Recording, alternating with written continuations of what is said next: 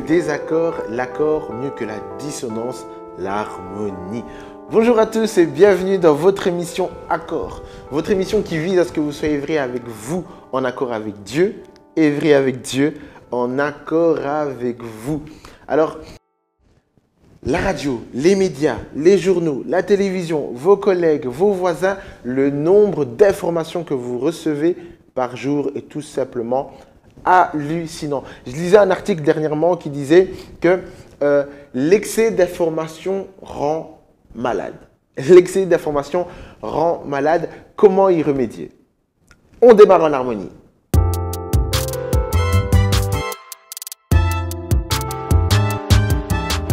Merci à vous, chers internautes, d'être aussi fidèles à votre émission Accord. C'est vraiment une joie pour moi et pour toute l'équipe de pouvoir finalement partager ces temps, comme j'aime le dire, de qualité avec vous. Donc que Dieu vous bénisse pour votre fidélité. Alors, la dernière émission qu'on a eue, c'était l'émission qui parlait du thème crescendo. Ok? On s'en souvient, crescendo, et donc on était au niveau de l'Italie. Et je me souviens, j'avais mis une petite musique similaire à celle-ci. Voilà, on s'en souvient.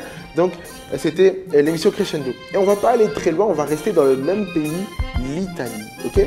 Sauf qu'aujourd'hui, ce ne sera pas crescendo, mais ce sera a cappella. Ok? Je l'aurais dit, a cappella. Et finalement, c'est juste une francisation de l'expression italienne à la cappella, qui signifie à la chapelle, ok? Et donc quand on dit ça, on pense à toutes ces grandes chapelles avec d'énormes choristes, d'énormes chorales où il n'y a pas de musique, où il y a juste les voix, juste les choristes qui chantent. Et donc, si je dois vraiment donner une définition, a cappella, la définition, c'est une locution utilisée en musique vocale indiquant qu'un chant, une partie de chant à une ou plusieurs voix, donc une chorale, est exécutée sans accompagnement musical. Et c'est vraiment sans accompagnement musical. C'est ça qui définit l'a cappella. Et donc, quand on s'arrête, on se pose 30 secondes et qu'on y réfléchit un peu, et bien un chant en a cappella, c'est un chant, c'est l'essence même du chant, c'est-à-dire qu'il n'y a pas d'artifice, il n'y a pas tout le décor musical, il n'y a pas toute l'atmosphère musicale qu'on pourrait créer, non, il y a juste les voix. Et quand je dis ça, je me dis que un chant, c'est-à-dire des paroles plus une musique, si on enlève les paroles, eh bien, ce n'est plus un chant, c'est une musique ou une mélodie. Par contre, un chant, paroles plus musique, où on enlève du coup la musique, ok, il reste les paroles et ça reste un chant, ok. Et du coup, on voit que les paroles, c'est ça qui crée le chant. C'est les paroles qui créent, c'est vraiment les paroles qui sont l'essence même d'un chant. Du coup, on enlève tous les artifices, toute la musique qui peut être belle, hein, peu importe, pour garder l'essentiel, le chant. Et la question que j'ai pour vous, que j'ai pour nous, que j'ai pour moi aussi, c'est « Et si Dieu désirait cela pour ma vie ?» Alors, on peut l'écrire en commentaire. « Et si Dieu désirait cela pour ma vie ?» Alors là, on peut se dire « Oui, mais de quoi est-ce que tu parles concrètement ?» Et si Dieu désirait l'a cappella pour ma vie? C'est-à-dire que je mène une vie en étant vrai avec lui, de cœur à cœur avec lui, sans tenir compte de tous les artifices, de tous les sourires qui sont parfois faux, mais juste en étant vrai, en étant sincère, en étant transparent avec le Seigneur. Et quand je dis ça, je sais que c'est dur, je sais que c'est compliqué, parce que ça nous demande d'aller dans le lieu secret et finalement, même pas de prier, mais de juste parler d'un cœur à cœur, un fils qui parle à son père. Et parfois, c'est compliqué. Parfois, c'est compliqué d'être vrai et de dire Seigneur, je suis fatigué, je suis au bout, et j'ai besoin de toi. Parfois, c'est pas simple, ça paraît simple quand je le dis comme ça, mais pour l'avoir fait en tout cas, je sais que c'est compliqué parce qu'on se sent faible, on se sent petit, on se sent vulnérable, je ne sais pas, on se sent vraiment faible en fait. Et je pense moi que c'est dans cette faiblesse que Dieu peut se glorifier aussi, c'est dans cette faiblesse que finalement je suis fort. Et là je pense à un verset, et c'est l'apôtre Paul qui parle, il dit « C'est pourquoi je me plais dans les faiblesses, dans les outrages, dans les calamités, dans les persécutions, dans la détresse pour Christ. Car quand je suis faible, c'est alors que je suis fort. Alors là, il énumère plein de choses, plusieurs choses, les persécutions, les calamités, les détresses, etc. Mais nous, on se retrouve dans le premier point qu'il a cité, les faiblesses. Car c'est vrai qu'aux yeux du monde, eh ben, si je suis vrai, je suis faible. Si je suis une personne qui dit bah, « je suis fatigué, non, vraiment, ça va pas. J'ai passé une semaine compliquée, je suis pas bien. » Eh ben, ça paraît faible. On se dit, ouais, mais gars, t'es faible en fait. Sauf que c'est vraiment ce que Jésus recherche dans le lieu secret, c'est ce qu'il veut qu'on soit en mode a cappella avec lui. Et j'avais noté une phrase, Dieu nous appelle à être sans artifice, à être vrai devant lui, sans tout le décor musical, sans tous les faux sourires, les fausses attitudes. Est-ce que ça va? Ouais, ça va, tranquille, Dieu m'a béni, gloire à Dieu. Mais non, en fait, au final, au fond de ton cœur, tu es là en mode, ah Seigneur, non, j'ai vraiment besoin de ta main, j'ai vraiment besoin de ton secours. Et je pense que c'est ça la capella, c'est ce que Dieu recherche, le fait qu'on soit juste vrai avec lui. Et cela demande une honnêteté vis-à-vis de nous, mais vis-à-vis de Dieu aussi. Je pense que c'est l'émission parfaite. Accord. Une émission qui vise à ce que vous soyez vrai avec vous, en accord avec Dieu, et vrai avec Dieu, en accord avec vous. Alors là, je souris parce que je pense à un homme, et franchement, il me fait rire. Je ne l'ai pas rencontré, mais les quelques lignes que j'ai pu lire de lui, en tout cas, me font rire. C'est un homme qui est vrai, je trouve. Alors peut-être que je serai le seul à le dire, peu importe. J'assume. C'est un homme qui est vrai et qui a rencontré Jésus en étant vrai. Cet homme s'appelle Zachée. Zachée était vrai. C'est-à-dire que, pour placer un petit contexte, Zachée était un collecteur d'impôts. C'est-à-dire qu'en vrai, il était juif, mais il travaillait pour les Romains. Or, les Romains assiégeaient toute cette contrée là-bas, vu qu'ils étaient carrément les rois du monde, limite. Et du coup, les Juifs regardaient un peu d'un mauvais œil, un peu toutes les personnes qui travaillaient pour les Romains. Parce qu'ils se disaient, tu es avec nous, mais finalement, tu travailles pour l'ennemi. Et Zachée était cet homme qui finalement travaillait pour l'ennemi, de l'époque. Et il était collecteur d'impôts, c'est-à-dire qu'à chaque fois qu'il allait vers les Juifs pour récolter les impôts, peut-être que c'était 400 pièces d'or, je ne sais pas, qu'il fallait qu'il prenne, mais lui disait, non, gars, en fait, tu dois me donner 500 pièces. Et lui, il gardait les 500 pièces pour lui, enfin les 100 pièces, pour lui, pour pouvoir grossir ses fins de mois. Ces fins de mois, je crois qu'elles étaient même plus grosses, elles étaient obèses, tellement il abusait certainement. Et voilà, c'était un collecteur d'impôts, du coup, il était aisé, il avait de l'aisance dans la vie, voilà, tranquillou. Il avait un bon salaire, des bonnes fins de mois. Il était petit de taille, et la Bible nous rapporte ce détail physique, il était petit de taille, et il était malhonnête, il était corrompu, il était Zachée, il était lui en fait. Et c'est avec toute cette vérité qu'il est allé à la rencontre de Jésus. Parce que cet homme, en étant vrai, il avait ce désir, et c'est dans cette vérité, de rencontrer la vérité. Et c'est ce qu'il a fait. Alors, la Bible nous dit qu'il a vu un arbre, et il s'est dit, ok, je vais monter au-dessus, comme ça je vais pouvoir voir Jésus quand Jésus viendrait. C'est ce qu'il a fait. Et ça me fait rire parce qu'il a osé monter au-dessus d'un arbre. Donc le gars, il avait vraiment pas peur. Bref. Et il a rencontré Jésus. Et il a vu Jésus. Et Jésus dit une phrase magnifique, en fait, quand il a vu Zachée. Parce que Zachée a vu Jésus, mais Jésus a vu Zachée. Il y a eu un visuel, un jeu de regard, à la limite. Et ce qui est beau, c'est que Zachée a rencontré Jésus dans sa vérité. Dans sa condition. C'est-à-dire, il n'a pas joué des rôles, il n'a pas fait il n'a pas fait des actes de piété. Non, je suis saint, 3 fois saint. Non, il a juste été vrai, en fait. Dans sa condition, il est allé à la rencontre de Jésus, dans sa malhonnêteté, dans tout ce qui était corrompu en lui, dans toute sa richesse, avec sa petitesse, il est allé vers Jésus. Et Jésus l'a rencontré. Et Jésus a dit une phrase quand il a vu Zachée qui est magnifique. Je trouve qu'elle est très très belle. Jésus lui dit ceci. Zachée, dépêche-toi de descendre car il faut que je m'arrête aujourd'hui chez toi. Je répète la phrase de Jésus. Zachée, dépêche-toi de descendre car il faut que je m'arrête aujourd'hui. Pas demain. Aujourd'hui chez toi. Waouh! Et de cette phrase, deux vérités, je peux ressortir deux vérités. La première, c'est que Jésus ne change pas. Alors on peut l'écrire en commentaire, Jésus ne change pas, Jésus ne change pas, Jésus ne change pas. Mais voilà mon point.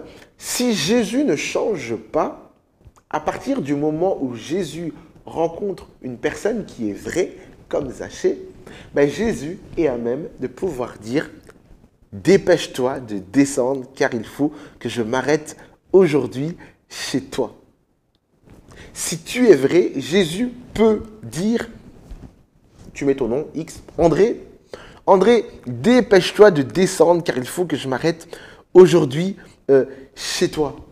Et c'est vraiment la phrase que Jésus te dit aujourd'hui.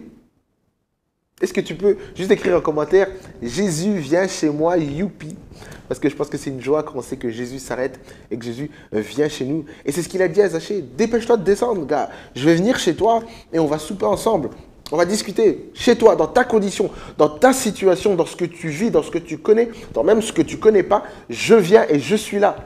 Et c'est la vérité de Jésus. C'est vraiment ce qu'il a dit. Dépêche-toi de descendre. Je dois m'arrêter chez toi aujourd'hui. Il doit s'arrêter chez moi aujourd'hui. Il doit s'arrêter chez toi aujourd'hui. Peu importe ce que tu vis, peu importe tout ton contexte assourdissant, Jésus veut prendre toute la place. Yes, amen, amen. Une deuxième vérité de ce que je comprends, c'est que, à travers la phrase que Jésus a dit, c'est que Zachée, au fil des années, ce gars a dû, voilà, on l'a dit, il était aisé, il avait de l'argent.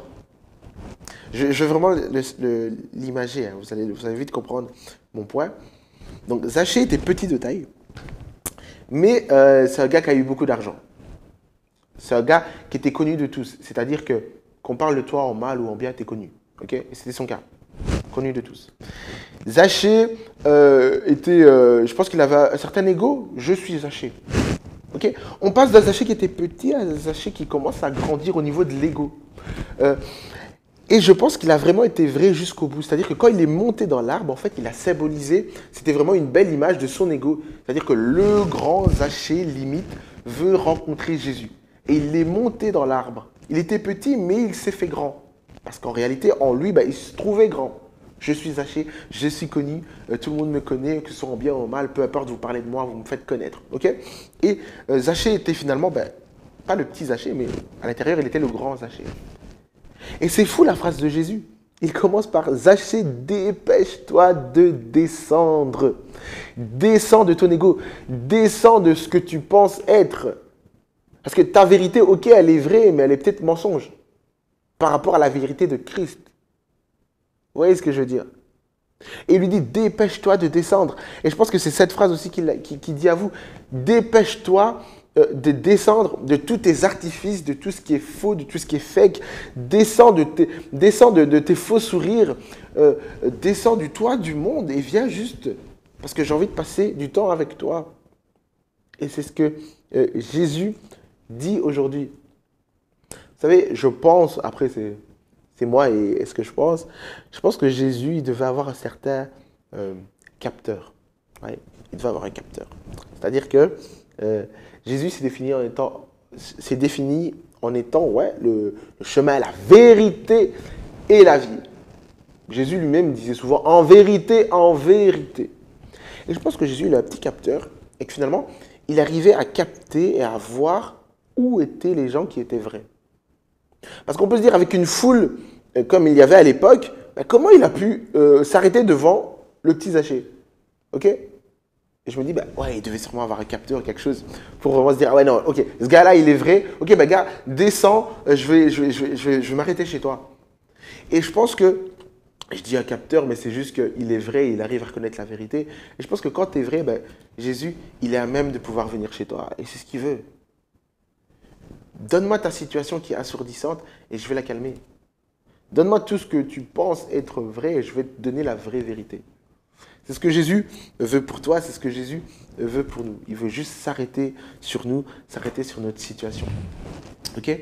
Alors, un deuxième point, on va s'arrêter par là.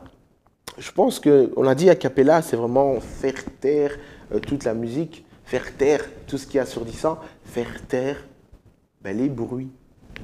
Je me souviens au premier confinement, j'aimais beaucoup, tôt le matin, aller me promener un petit peu donc dans la commune à côté de ma ville, dans les bois, etc., juste pour marcher le matin à 7 heures, comme ça. Et ce qui était fou, c'était d'entendre le calme.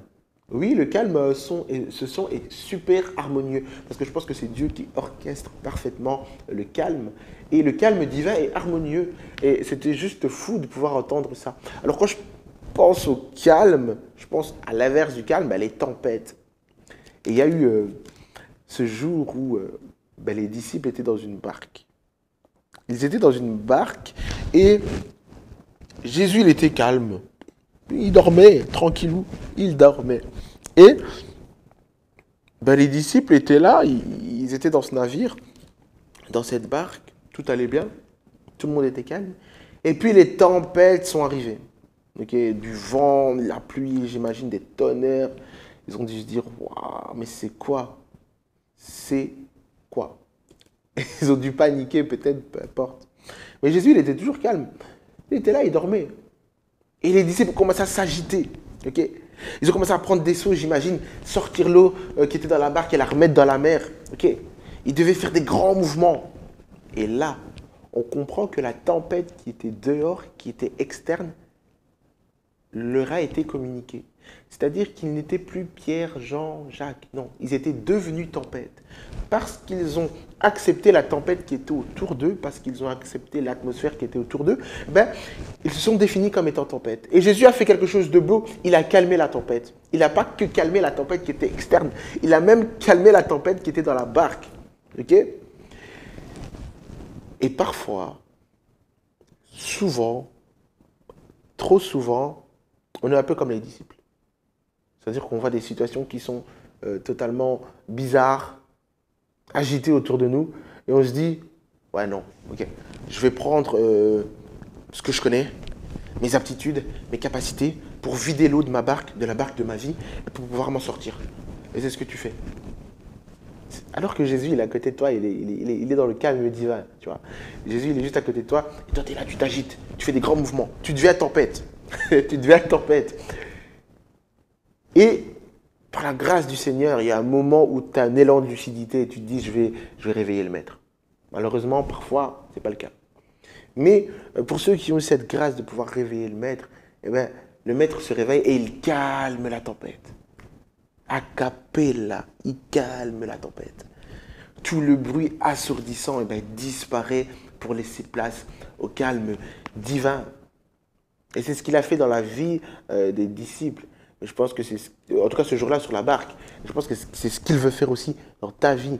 Calmer tout ce bruit, toutes ces fois où tu veux agir par toi-même et prendre tes seaux d'eau et commencer à vider. Ouais, non, j'ai une galère, je vais m'en sortir moi-même, j'ai fait des études, ça va aller, j'ai un diplôme, je vais m'en sortir. Alors que le maître est juste là et il se calme. Et j'ai envie de le dire en ces termes, Jésus nous incorpore dans son calme. Jésus m'incorpore dans son calme. Ok? Et je pense que c'est une vérité sur laquelle on doit s'accrocher. Non, Jésus, il a du calme en abondance pour moi et j'ai part à cela. À partir du moment où je suis vrai, à partir du moment où je suis sincère envers lui, à partir du moment où je vais dans le lieu secret et je prie même pas, je parle, j'échange. Et finalement, il prend mes tempêtes pour me donner son calme, ok? Il prend tout mon bruit pour me donner son a cappella, l'essence même, ok, de qui il est, de sa personne. Et je pense que Dieu veut le faire dans nos vies. Alors soyez bénis, je vous encourage à être calme, à être simple, à être vrai surtout envers Dieu, car il est la vérité par excellence. Que Dieu vous bénisse.